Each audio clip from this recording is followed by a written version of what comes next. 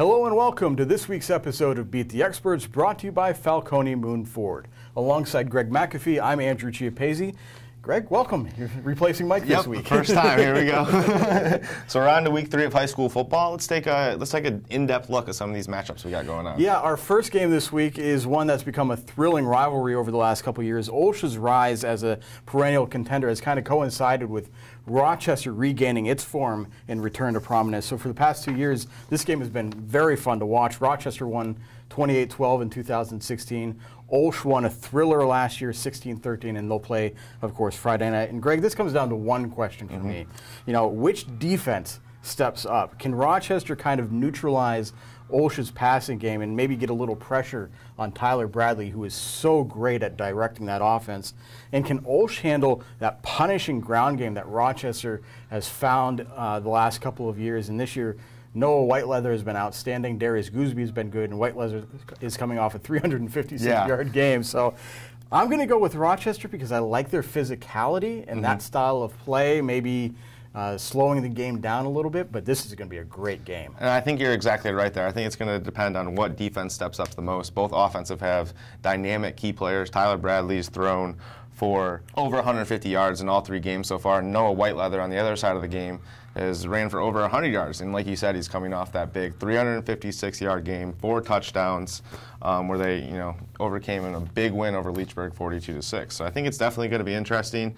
I think I'm going to go with Olsh in this game, and I think Tyler Bradley is going to have a big game through the air, kind of using all of his weapons on the outside, like Austin Wigley. Plenty of weapons out there, that's for sure. You know, one of the big questions that emerged out of our Week 2 games was how Riverside was going to handle its big loss to Freedom. This is a Panthers squad that was highly touted coming into the season, and now the Panthers have to try and bounce back from a 43-0 loss with a game against Western Beaver Friday night. You know, I was looking at this team, and really I think it comes down to one player, Greg, and I think that's Ben Hughes. He's a junior. He's a 3-year starter. This is one of those games where, as a coach, you kind of look to a guy that's been around for a little while and say, show me what you got. And Hughes did not have a great game against Freedom. I think 4 of 14 passing. He's much better than that. And, of course, there's a lot that goes into the passing game with protection and receivers running the right routes. But this is a chance for him to say, okay, let me stabilize things here. Let's keep things going. You know, Western Beaver's shown a lot of promise with Thaddeus Gray, a freshman at quarterback. But this is a game that I think Riverside bounces back and wins. Western Beaver is just a little too green for me right now. I think Riverside wins this game. Yeah, I think I'm gonna agree with you there. I think Riverside comes out and wins this game. But I think the one thing that the Freedom game truly discovered from Riverside was that they're replacing 9 starters on the defensive side of the ball.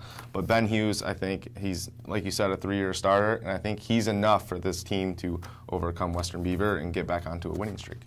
After 22 games, Ambridge's losing streak finally came to an end with a 14-0 win over Waynesburg last week. So the big question is, can Ambridge turn this into a winning streak? Unfortunately, they have Blackhawk, which is one of the surprise teams in the WPIL this year, and undefeated Blackhawk will host Ambridge on Friday night. Blackhawk has thoroughly impressed me, Greg. The running game has been outstanding, different backs every single week. The Ambridge win is a great story. I think it's fantastic for the Bridgers to finally get back on the winning side of the ledger, but Blackhawk's going to win and improve to 4-0 Friday night. I completely agree with you there. They're undefeated in the Zach Hayward era up at Blackhawk, and I got to see them play knock a couple weeks ago, and I was thoroughly impressed by the running game. But I think this Blackhawk defense is playing inspired football this year, and they just looked lights out on the defensive side of the ball. Marquise Watson-Trent, who's one of those running backs in the backfield, has been playing solid corner defensive back for him in the secondary. So I think, again, Blackhawk takes this easily. A lot of other games going on this week, starting to get into the mode of some interesting conference matchups and that sort of thing. What's one other game that's grabbed your interest? So I think it's the battle of the last 2 teams to win a 3A state championship. Quaker Valley and Beaver Falls at Geneva College this weekend on Friday. Quaker Valley coming off a big 59-6 loss to Aliquippa. But like we were talking about earlier, it seemed like everything that could go wrong did go wrong with the Quakers that week. But then you have Beaver Falls on the other side, who's playing great football so far. They're undefeated so far. Unfortunately, they might be without starting quarterback Noah Vaughn this week.